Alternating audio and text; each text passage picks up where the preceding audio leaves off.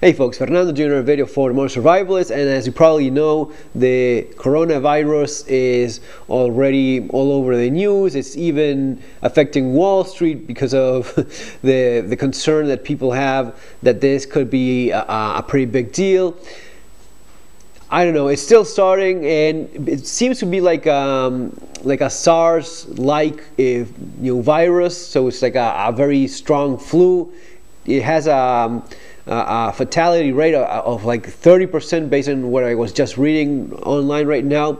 So it's already been confirmed that it's transmitting from human to human, and there's been a confirmed case already in the United States. The way international travel is these days, these things move around in just a couple of days. It's all over the planet because the main spots get infected, and that when humans are the vector that carry this virus from one place to the other, there's really not you can do so as to keep it from spreading, and especially now at this point that it already clearly jumped borders and is already went from China to United States, God knows where as well, right? We'll see in the following days. Could be a big thing, could be nothing, or could be something in between, as these pandemics usually are. It's a serious amount of people that get sick, and the fatalities are also quite high sometimes. It's not the first time.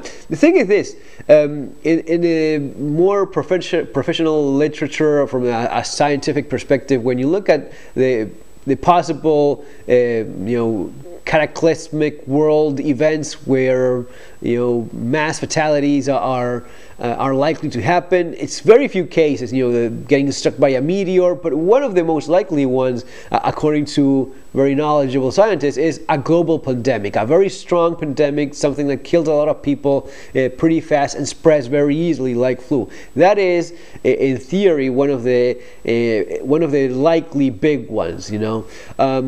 So, having said all that, what is that you can do about it? Well, first of all, avoid contact with other people, and we're talking here about if this gets worse than it is at this moment, and if you are very worried and you want to take certain steps. If it becomes a pandemic and if it becomes very widespread and you're looking at a worst case scenario, the thing you want to do is avoid contact with sick people. So you're not going to be going to places like malls, supermarkets, where avoiding traveling, avoiding public transportation. You're probably not going to be showing up to work if this really gets out of hand.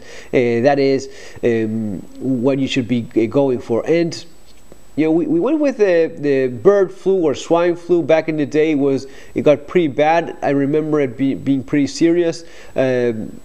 The classes were suspended, and kids were not going to school anymore. Back when it happened in Argentina, this situation. Realistically, you can't always do that. If you have to go to places where there are people and you have to interact, remember to use a respirator, one of these collapsible respirators, something like this. I had a great podcast with David Jones, who is a guy that has over 20 years of experience in the U.S. military regarding nuclear, biological and chemical warfare. It was a fantastic podcast. Unfortunately, the sound was not very good. I'm still thinking about maybe uploading it, or I was just talking with him about doing it maybe again, because I really want you guys to listen from him, because he has some fantastic information to share. So if you have to interact with people and go to places and such, wear one of these.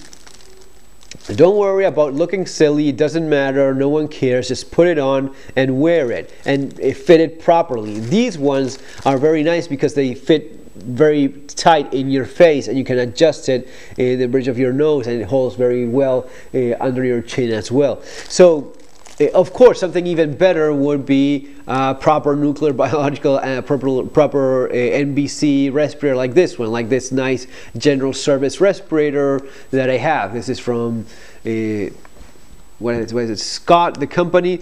You don't need something military grade like this. Even the commercial ones are quite good. I leave the link in Amazon for the ones that are currently available there in Amazon from 3M, complete face respirators.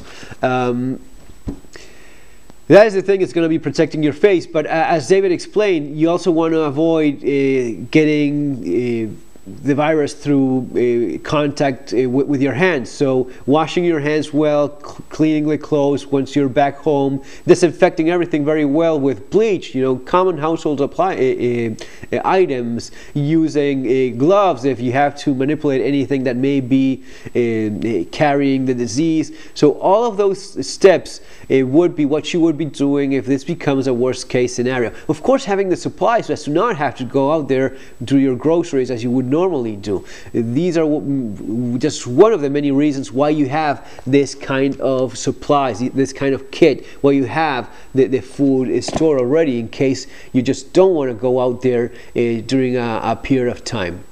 Other than that, if you do get sick, it's basically a treatment that you have for flu. Lots of rest, drinking lots of liquid as well.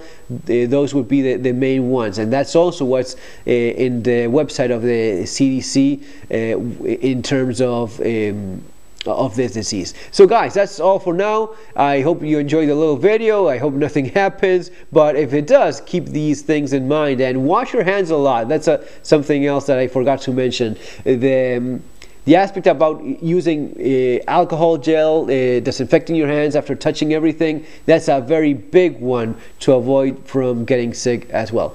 See you on our next video. Have an awesome day.